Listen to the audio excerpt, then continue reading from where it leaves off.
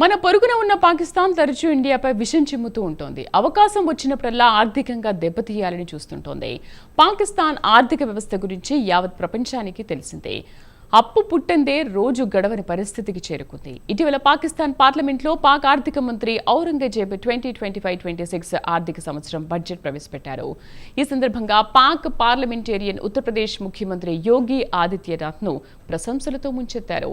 దీంతో షెహబాజ్ షరీఫ్ ప్రభుత్వం షాక్ గురైంది.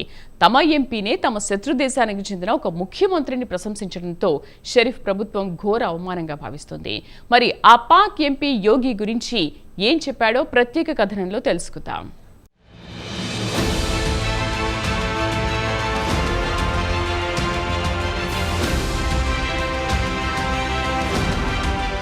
ఇటీవలే పాకిస్తాన్ ఆర్థిక మంత్రి ఔరంగజేబ్ 2025-26 ఆర్థిక సంవత్సరం బడ్జెట్ను పార్లమెంట్లో ప్రవేశపెట్టారు. పాక్ బడ్జెట్పై అధికార పార్టీకి చెందిన ఒక ఎంపీ తీవ్ర అసంతృప్తి వ్యక్తం చేశారు. మనకంటే ఇండియాలోని ఉత్తరప్రదేశ్ రాష్ట్రం బడ్జెట్ ఎక్కువ. యూపీ ముఖ్యమంత్రి యోగి ఆదిత్యనాథ్ అనుసరిస్తున్న ఆర్థిక విధానాలు భేష్. ఆయన అనుసరిస్తున్న మోడల్తో రాష్ట్రం ఆర్థికంగా బలపడిందని, మన దేశం మొత్తం బడ్జెట్ కంటే ఉత్తరప్రదేశ్ బడ్జెట్ ఎక్కువ ఉందని పాక్ బడ్జెట్ను ఉద్దేశించి చురకలంటించారు. ఇండియాలోని ఒక రాష్ట్ర బడ్జెట్ మన యావత్ దేశం కంటే కూడా చాలా ఎక్కువగా ఉందని ఆయన పార్లమెంటుకు గుర్తు చేశారు. ఇక ఉత్తరప్రదేశ్ రాష్ట్ర బడ్జెట్ మొత్తం $97 బిలియన్. ఇక పాకిస్తాన్ బడ్జెట్ విషయానికి వస్తే కేవలం $62 బిలియన్ మాత్రమే.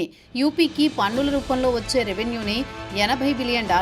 Pakistan tax revenue $50 billion. ఉత్తరప్రదేశ్తో పోల్చుకుంటే పాకిస్తాన్ ట్యాక్స్ రెవెన్యూ సుమారు $16 బిలియన్ తక్కువ అని సభకు గుర్తు చేశారు. పాకిస్తాన్ ఆర్థిక వ్యవస్థపై ఆందోళన వ్యక్తం చేశారు. అదే సమయంలో యోగి మోడల్ అడ్మినిస్ట్రేషన్ను ఆయన ప్రశంసలతో ముంచెత్తారు.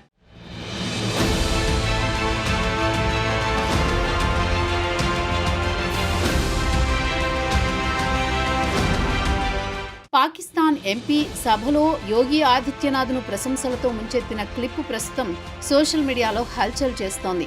ఇరు దేశాల బడ్జెట్ గురించి ఎంపీ ప్రస్తావించారు. ఇండియా బడ్జెట్కు పాకిస్తాన్ బడ్జెట్కు అస్సలు పొంతనే లేదు. ఇండియాలో కేవలం ఒక రాష్ట్ర బడ్జెట్ అంత లేదు, మొత్తం పాకిస్తాన్ బడ్జెట్ అంటూ చురకలంటించారు. మొత్తం బడ్జెట్ సైజుతో పాటు రెవెన్యూ వసూళ్ల మధ్య వ్యత్యాసం గురించి వివరించి సభకు తెలిపారు.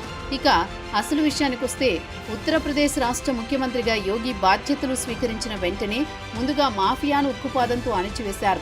శాంతి భద్రతలను గాడిలో పెట్టారు. యోగి సీఎం కాకముందు రాష్ట్రంలో కాంగ్రెస్, సమాజ్వాదీ పార్టీలు శాంతి భద్రతలను గాలికొదిలేశాయి. యూపీ రాజకీయాల్లో ముస్లిం రాజకీయ నాయకుల దాదాగిరితో రాష్ట్ర అభివృద్ధి కుంటుపడింది. దీంతో రాష్ట్రంలో పెట్టుబడులు పెట్టడానికి ఎవ్వరూ ముందుకు రాలేదు. దీంతో యోగి ముందుగా శాంతి భద్రతలను అదుపులోకి తీసుకువచ్చారు. ఎవరైతే దాదాగిరి చేస్తారో వారి ఇళ్లను కూల్చడం, ప్రభుత్వానికి ఎదురు తిరిగే ఎంత పెద్ద దాదా అయినా వారిని అరెస్ట్ చేసి జైలుకు పంపించారు.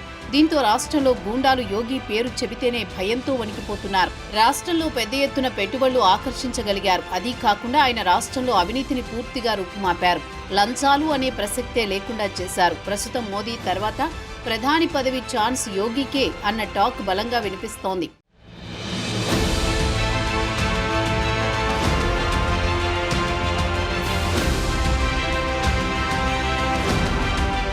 షెహబాజ్ షరీఫ్ పార్టీకి చెందిన ఎంపీనే యోగి మోడల్ను అనుసరించండని షరీఫ్ ప్రభుత్వానికి సలహా ఇవ్వడం ప్రభుత్వం అవమానంగా భావిస్తోంది. ప్రస్తుతం సోషల్ మీడియాలో పాక్ ఎంపీ పార్లమెంట్లో లేవనెత్తిన అంశాల గురించి ఇరు దేశాల్లో పెద్ద ఎత్తున చర్చకు దారితీసింది. ఇండియాలోని ఒక రాష్ట్ర బడ్జెట్తో పోటీ పడలేని మీరు అంత పెద్ద ఇండియాతో ఎలా పోటీ పడతారని పాక్ పౌరులే షరీఫ్ ప్రభుత్వానికి చురకలంటిస్తున్నారు. యూపీ బడ్జెట్ సైజు చూడండి, వారి రెవెన్యూ చూడండి.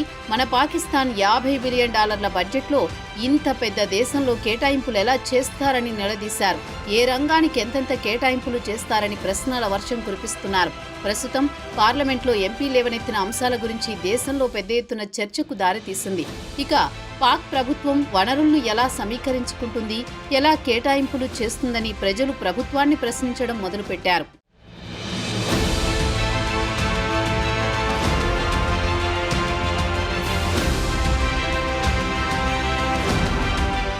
గత మంగళవారం నాడు పాకిస్తాన్ ఫెడరల్ బడ్జెట్ను ప్రవేశపెట్టారు పాక్ ఆర్థిక మంత్రి ఔరంగజేబ్. అయితే ఇక్కడ అసలు విషయానికి వస్తే కేవలం $50 బిలియన్ బడ్జెట్ అంటే ఇండియన్ కరెన్సీ ప్రకారం చెప్పుకోవాలంటే 4,25,000 కోట్ల బడ్జెట్లో పాక్ ఆర్మీ సింహభాగం కేటాయింపులు చేసుకుంది. ఇండియా బూచి చూపించి డిఫెన్స్ బడ్జెట్లో దాదాపు 20% కేటాయింపులు చేయించుకుంది. అంటే $9 బిలియన్ అసీం మునీర్ తన శాఖకు కేటాయించుకున్నారు. మిగిలిన 80% లేదా $41 బిలియన్ ఏ శాఖకు ఎంత కేటాయింపులు చేస్తారని ప్రజలు కూడా నిలదీస్తున్నారు. పాక్ ఆర్థిక వ్యవస్థ దినదిన గండం నూరేళ్ల ఆయుష్లా తయారైంది. దేశ ఆర్థిక వ్యవస్థ పతనావస్థకు చేరుకుంది. ఇలాంటి సమయంలో కూడా డిఫెన్స్ బడ్జెట్కు 20% కేటాయించడం పట్ల ప్రజలు షరీఫ్ ప్రభుత్వాన్ని నిలదీస్తున్నారు. ప్రస్తుతం దేశంలో అత్యధిక ద్రవ్యోల్బణంతో ప్రజలు సతమతమవుతున్నారు. డాలర్ మారకంతో పాక్ కరెన్సీ పూర్తిగా బలహీనపడిపోయింది. డాలర్ మారకంతో పాక్ రూపాయి 294కు దిగజారిపోయింది. అదే ఇండియా విషయానికొస్తే $1 ఇండియాలో దాదాపు 87 రూపాయలు పలుకుతోన్న విషయం తెలిసిందే. పాక్ సెంట్రల్ బ్యాంక్ వద్ద విదేశీ మారక ద్రవ్యం పూర్తిగా కరిగిపోయింది. ప్రభుత్వం నడవడానికి అంతర్జాతీయ ద్రవ్యనిధి లేదా IMF వద్ద బెయిలౌట్ ప్యాకేజీ కోసం కేవలం $1 బిలియన్ కోసం చెప్పులరిగేలా తిరగాల్సి వస్తోంది. IMF విధించే కఠిన షరతులకు అంగీకరించాల్సిన పరిస్థితి ఏర్పడింది.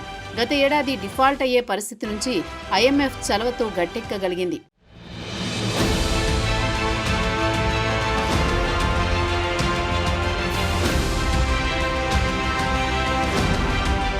యోగి మోడల్ ఆర్థిక వ్యవస్థ గురించి ప్రశంసలు కురవడం ఇదే మొదటిసారి కాదు. ఉత్తరప్రదేశ్ ముఖ్యమంత్రి Yogi Adityanath development blue print ద్వారా రాష్ట్ర ఆర్థిక వ్యవస్థను టర్స్ అరౌండ్ చేశారు. దీంతో యూపీలోకి పెద్ద ఎత్తున పెట్టుబడులు వరదలా వచ్చి పడ్డాయి. ఇక యోగి మోడల్ ఆర్థిక వ్యవస్థ కేవలం పాకిస్తాన్ కాదు, అంతర్జాతీయంగా కూడా గుర్తింపు లభించింది. పాకిస్తాన్ ముస్లిం లీగ్ ఎంపీ తాజా బడ్జెట్పై తీవ్ర అసంతృప్తి వ్యక్తం చేశారు. ఇండియా మన శత్రు దేశమే, కానీ మిస్టర్ స్పీకర్, ఇండియాలోని ఉత్తరప్రదేశ్ రాష్ట్ర బడ్జెట్ ఫిగర్స్ చూడండి, మన ఫిగర్స్ చూడండి అంటూ పాక్ బడ్జెట్, ఉత్తరప్రదేశ్ బడ్జెట్ మధ్య వ్యత్యాసం గురించి వివరించి చెప్పారు. అలాగే ఇండియా కేంద్ర బడ్జెట్ గురించి కూడా ప్రస్తావించారు. ప్రధానమంత్రిగా పివి నరసింహారావు ఉన్నప్పుడు మన్మోహన్ సింగ్ ఆర్థిక మంత్రిగా ఉన్నారు. అటల్ బిహారీ వాజ్పేయి ప్రతిపక్ష నాయకుడిగా ఉన్నారు. ఆర్థిక మంత్రి తన బడ్జెట్ ప్రసంగం సందర్భంగా వాజ్పేయి కొన్ని తీవ్రమైన అభ్యంతరాలు వ్యక్తం చేసేవారు. దీన్ని ఆర్థిక మంత్రి పరిగణలోకి తీసుకునేవారు. ఇక్కడ మన బడ్జెట్ సందర్భంగా ఒక మంత్రి ఉన్నాడా, ఎవరైనా బడ్జెట్ నోట్ రాసుకుంటున్నారా అని చురకలంటించారు.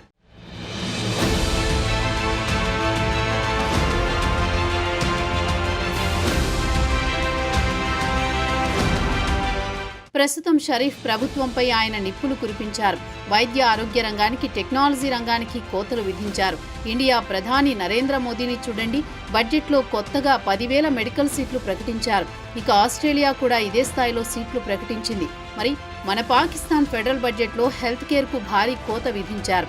అలాగే అతి పెద్ద ప్రాజెక్టులకు అసలు కేటాయింపులే లేవు. ప్రస్తుతం యావత్ ప్రపంచం ఆర్టిఫిషియల్ ఇంటెలిజెన్స్ వైపు చూస్తోంది. మరి మన బడ్జెట్లో దాని ఊసేలేదు కదా. ఇండియా ఫైనాన్స్ మినిస్టర్ ఏడాది ఫిబ్రవరిలో ప్రవేశపెట్టిన బడ్జెట్లో ఏఐకి 500 కోట్ల రూపాయలు కేటాయించారని గుర్తు చేశారు పాక్ ఎంపీ. ఇక నిజంగా ఇండియాతో పోటీ పడాలనుకుంటే ప్రభుత్వం సీరియస్గా ఆలోచించాలి.